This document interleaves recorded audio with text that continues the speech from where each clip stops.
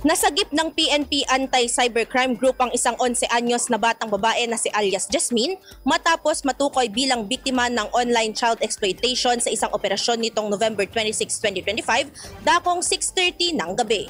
Isinagawa ang rescue operation ng Santiago City Cyber Response Team kasama ang Santiago City Social Welfare and Development Office matapos matanggap ang ulat ukol sa pang-aabuso. Agad na dinala si Jasmine sa CSWDO para sa psychological assessment, evaluation at kinakailangang intervention. Patuloy namang isinasagawa ang investigasyon upang matukoy at mahuli ang suspect na nasa likod ng online na pang-aabuso. Pinuri ni Police Brigadier General Wilson Asueta, Acting Director ng PNP ACG, ang mga operatiba sa mabilis at matagumpay na aksyon. Nananatili umanong matatag ang ACG sa paglaban sa anumang uri ng online exploitation at kaisa nila ang iba't ibang social welfare agencies at law enforcement units upang tiyaking napaparusahan ang mga umaabuso sa mga menor de edad. Idol, parang bumibilis ba ang pagtanda?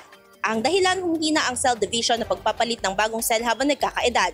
Natutuyo ang balat dahil sa paghina ng elasticity. Para mapigilan ito, mag-DTX 500 na. May antioxidants at vitamins, polyphenols at flavonoids na pumipigil sa collagen degradation. Sikreto sa pagiging young looking mo para maging healthy, mag-DTX 500 palagi. Para sa IFM News, ako si Idol Sen na Mariakbang. Idol! IFM News.